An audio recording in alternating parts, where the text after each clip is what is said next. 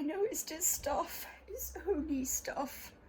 There's a lot more important things in the world. There's people dying of disease, war and starving.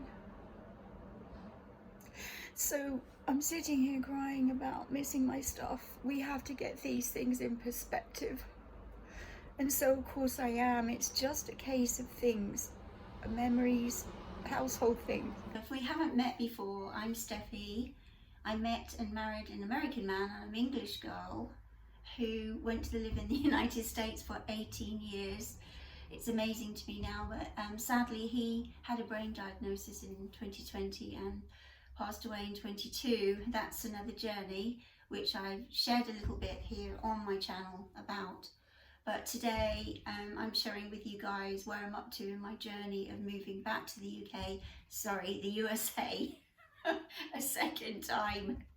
So as an intro, I just want to explain the context here to you very quickly. So I have made a video about why I've decided to move back to the USA a second time, and this time over 50 and getting on up there, as the Americans say. And also I've got numerous other videos about the trade-offs, you know, the long process it's been for about a year now, evaluating and thinking about whether I want to do this or not, and should I and can I.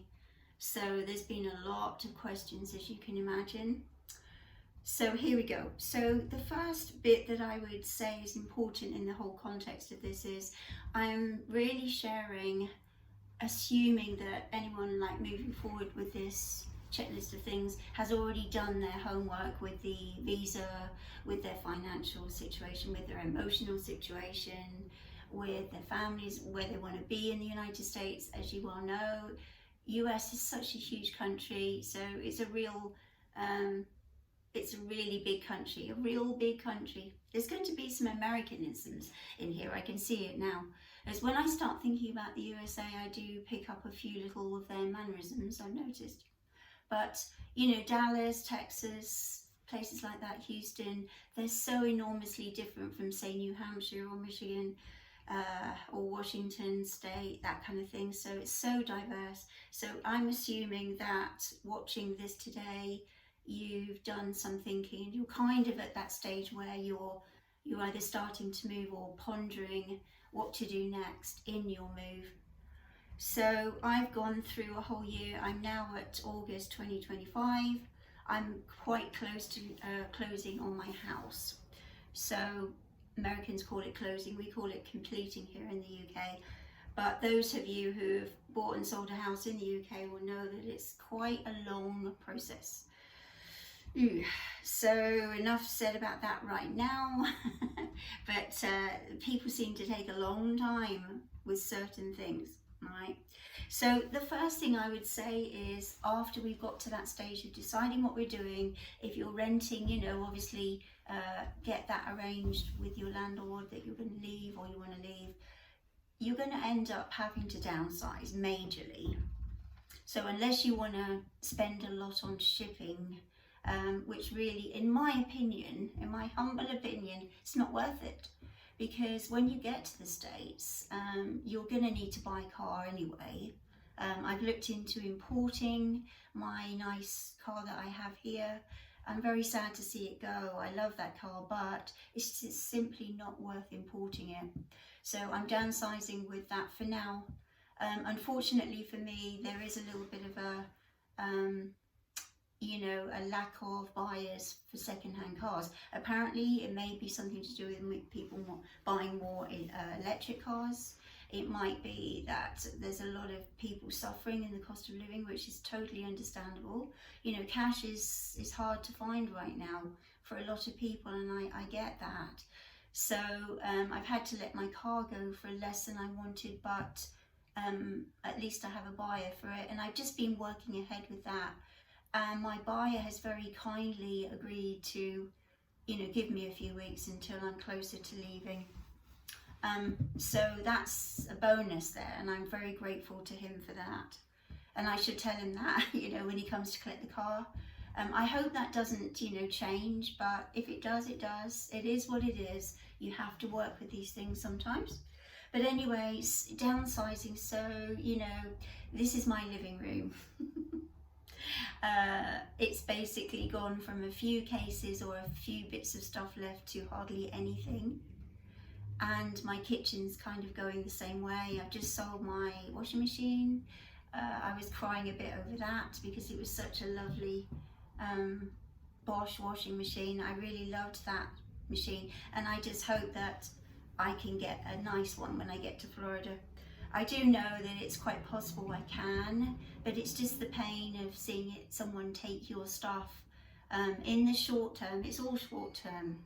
I think when you get to your destination and you've made your your thinking, you've done your thinking, sorry, and you've made your decision, it's much easier to stay focused on that and what you'll have when you actually get there, God willing. So I am in the process of chatting with a new viewer in the community on Across the Pond and Back, and she asked me, you know, how any advice, because she's also moving to Florida. She sounds like she's a similar age to me, and she's also leaving her children and grandchildren. So to some people that might sound really selfish or heartless or whatever, but we know it's not. It's totally not.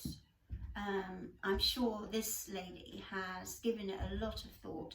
Most people would, you know, most people are not just going to move to the other side of the world without some thought for their loved ones. And it's a case here where I had to look at all the boxes. I had to look at all the aspects of my life at my point now.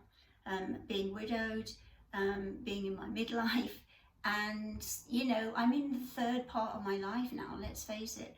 So when you're in the 30s and 40s, I think your perspectives are definitely different. You possibly got your family, you've got kind of years ahead of marriage maybe, you know, or a family life ahead of you. Even if you're single, you're thinking you've got years ahead of you. So your thinking is quite different from how it is for now. So not to want to get too dismal about it, I'm not saying think about, you know, snuffing it, as a friend from Wales calls it. A dear friend of mine called it the other day, you know, when I snuff it. He was talking in the context of his children receiving something, but it was very entertaining actually, that. But yeah, when we actually do, you know, it's not so far away now, but hopefully we've got a while to go, and we have that section of our life to maximize and do the most with that we have. So yeah, downsizing. I'm talking mainly today on the practical side. A video that I made a few weeks ago was part 2 of my emotional journey, and that was focusing a lot on the emotional side. That was in my starting to empty out kitchen season. So yeah, so downsize, I've sold pretty much everything there is to sell apart from the beds. We've got the beds upstairs. I think my daughter's going to have one of the beds. We have a big computer desk, and you know, things like that we're hopefully hanging on till we actually the bitter end, and then she'll come and get them. But yeah, it's a process. It's interesting, and so hence the stairs. Do you like my new backdrop? So anyone who saw my live recently, you'll see that I did a suitcase backdrop, and now I have the stairway backdrop, which I actually think is quite symbolic, because I'm making some steps, and I'm, God willing, I'm making some steps up for my life. So yeah, so downsizing first thing. All right, next thing, make a list of all the people that you know that are going to need to know your new address, your new location. You don't have to explain why. I've noticed that's a thing in the UK that we tend to live by, is many people have asked me when they've come to buy things on Facebook Marketplace, well, oh, where are you going? Well, I totally get it about they're usually just being friendly. It's fine. I have nothing to hide, but I just often wonder, well, you know, I don't mind sharing it, but why are you asking? You know, so many people ask me where I'm going.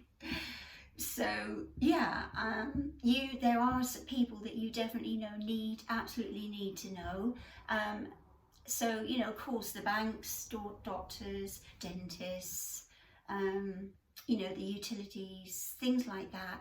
Anybody that you know would need a forwarding address, things like that. So I tend to leave those things to the last minute, actually. Not because I'm kind of disorganized, but I really just rather leave it until, say, the last week. I just feel like it's my business, and unless there's a special time sensitive thing that has to be told ahead of time, but things like car insurance, of course, you know, they don't need to be notified till I actually sell it, you know. And likewise with the contents or the buildings, sorry, you know, once that the mortgage is all finished, then I will just very promptly tell them, so I'm not paying any more money for the buildings stuff. But anyway, things like that. Let's see what's on my list here. So yeah, pensions, things like that. So those of you who are having prescriptions for things here in the UK, who are moving abroad, as we well know, you know, we've got an NHS where we can get prescriptions fairly easily, but if you are one of those people, then that's a definite thing. Even with my mum coming up from Devon, we used to work ahead with that one. We did work about 2 weeks ahead when she was coming from Devon to Kent, or USA I should say, for a holiday. So if she was coming for 3 months, we would, you know, ask the doctor to please can she have a, you know, 3 month supply, which they actually did agree to. I think part of the reason was they knew who she was, they could see that it wasn't anything wrong, you know. So we did all that, so you might want to consider doing that. Obviously, anything that you need to bring with you, you know, try and stay ahead with that. Prescriptions and things like that. What else? So yeah, I put down go online and get some advice about travel, because it's August 25, and so we know that there's a lot going on in the UK, there's a lot going on in the USA, Europe, so let's just be wise. You know, I would suggest that you look up, go on the UK Gov website, see if there's any travel advice. Now, on the UK site, obviously they're aimed at UK residents, citizens who are going to naturally warn you. I guess they have to. Tell me if I'm wrong, someone who's in the know, but they pretty much have to say, you know, the threat of terrorism, things like that. Well, okay, fair enough, but just if you've got your ducks in a row, if you've got all your paperwork ready, I would say nothing to worry about there. Just look for any immediate travel advisories, you know, like weather mainly, or anything that's particularly happened in the last day before you plan to travel, things like that, you know. Okay, what else? So, oh yeah, now this one's quite amusing to me. Scrutinize your wardrobe really carefully and deeply, because especially women, but I think men as well, we like to keep clothes. It's a strange thing, but we tend to keep them and say, yeah, well, I might wear that next year. Or those shoes, yeah, they're so nice. I love those with a pair of black trousers, but I haven't got any black trousers, so I don't wear them. You know, it's surprising how we store all these clothes and we have them hanging up in the wardrobe for God knows how long. And then we think, I've got to transport all this stuff. So I've been quite strict with myself this time. I have packed all my summer dresses, or most of them, because Florida, good place for summer dresses. A couple of them I'm not bringing, but most of them I'm going to bring them. I actually would rather bring my existing clothes, because I know that I like them. They fit me, they're the style that I like, and okay, so you have to pay £100 or something for your, you know, your luggage. Well, it's a bit of a swings and roundabouts situation, I think, because some people might say, well, just sell it all and get new stuff when you get there. But have you seen new stuff recently? You know, I don't mind going to thrift stores at all. In fact, I love going to thrift stores and getting bargains. I love that. I used to do it a lot in Florida before. But, you know, would be nice to have a few things that are newish and so on. So I am choosing to bring all of my summer clothes. I'm bringing my English jumpers, because English jumpers to me are pretty unique. I like the style of them, and just in case I need them in North Florida. I know in South Florida I wouldn't probably need them ever, but I might just need them, or if I go traveling to colder areas of the USA. So yeah, I'm just thinking ahead, and I'm scrutinizing though. I've given away to a thrift store up the road, charity shop for English. I tend to laugh at this kind of thing. I go to and fro with the phrases. Sometimes I'm saying English, sometimes I'm saying American.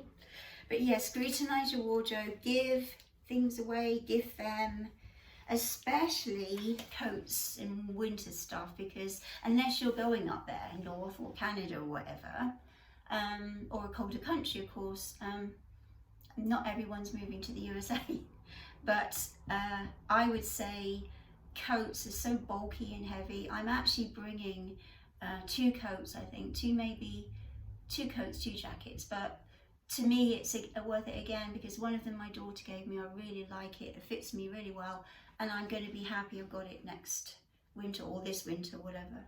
But choose carefully, okay, with your wardrobe. Scrutinize, give it away, let it go, ladies. Saying ladies mainly, because we tend to do that a lot. All right, so organize your documents. So now, I mean, when I went to America the first time, it wasn't so, much online, because we had online, but it wasn't all online, if you know what I mean. So now just makes sense to put everything there on your computer, your Mac. I have a screenshot or a picture of every single document that I'm going to need, that I think I'm going to need.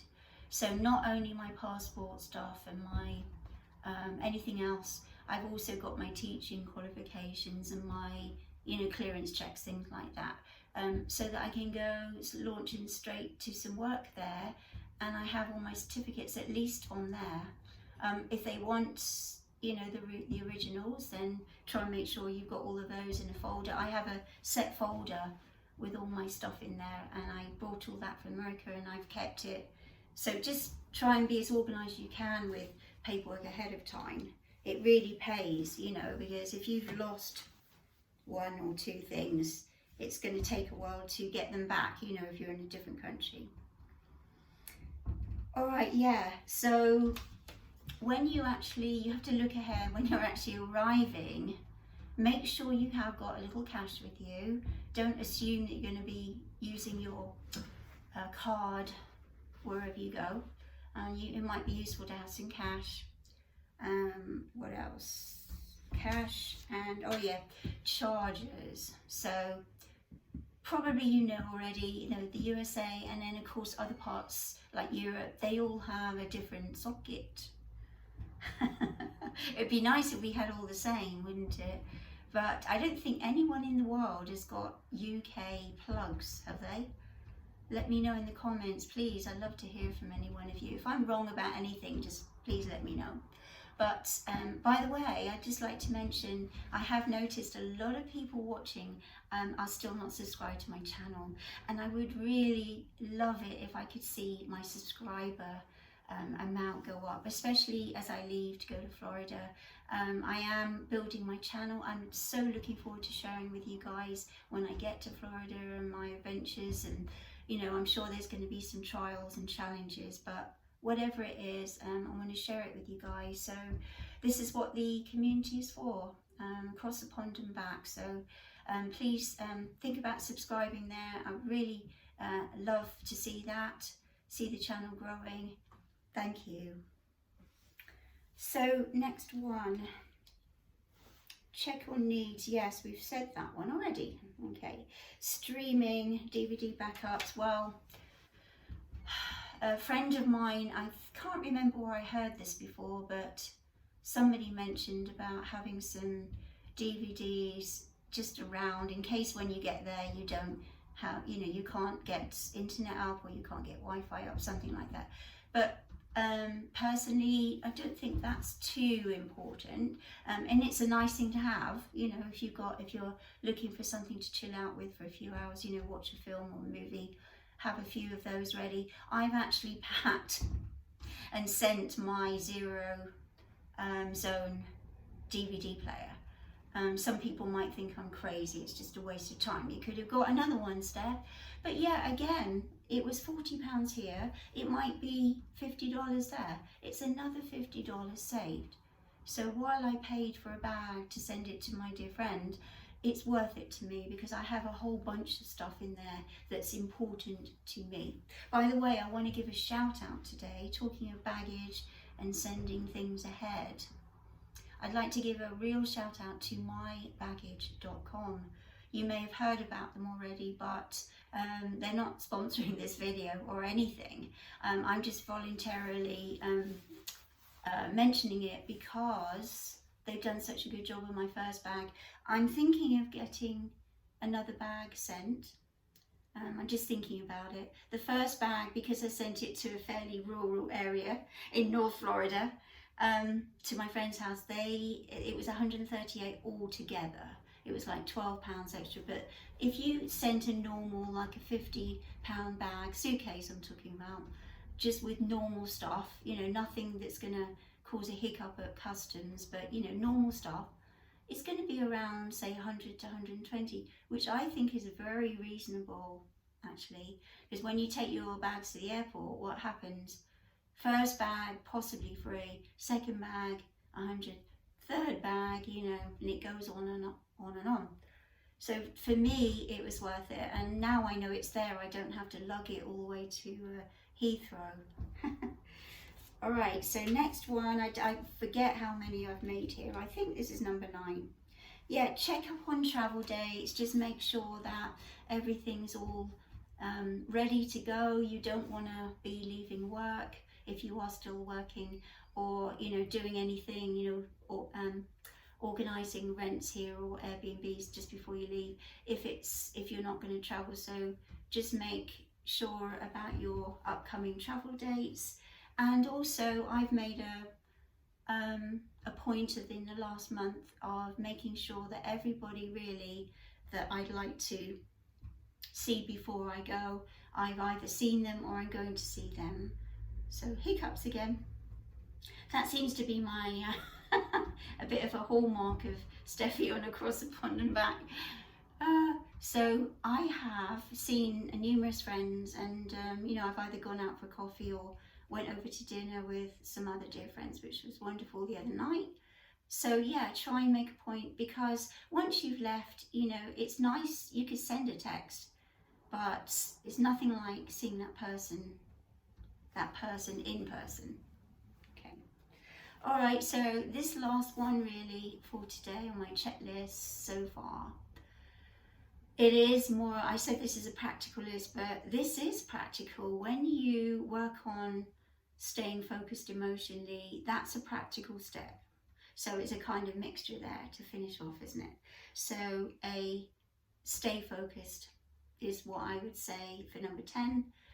Stay focused, and this is what I was sharing with this new friend that I have in the community, that we need to remember it, because there's going to be numerous things that come up. There have been to me almost every day since the time when I really got an offer on my house onwards. I've had this come into my mind. Should I really be doing this? What if this? What if that? Well, a very a close person to me once said, don't go the what if route. I think we all do it to a certain extent, but if you do it too much, like you sit there and overthink, which is a big temptation when you're moving, especially doing the moving when you're older, but anytime, even if you're 20.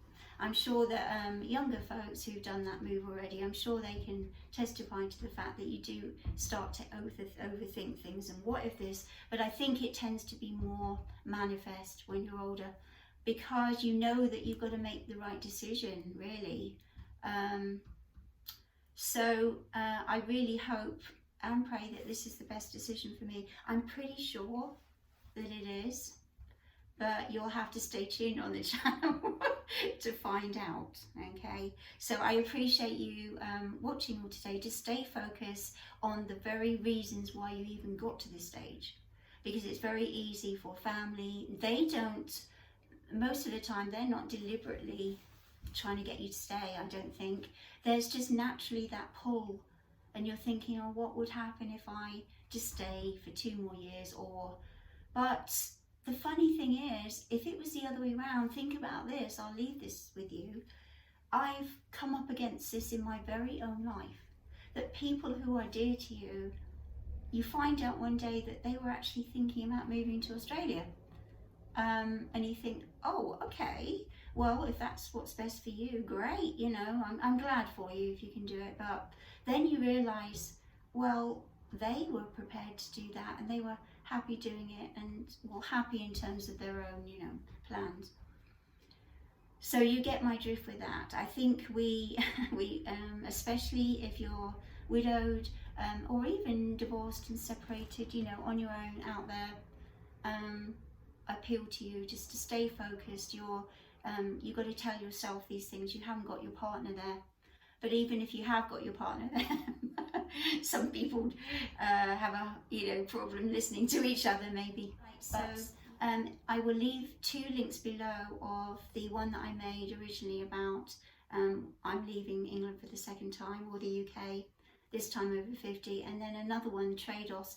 I might leave a 3rd one as well, but they're all good watching. I'll leave a link up here at the end of the screen, the video. So I will look forward to seeing you in the next video. Cheerio!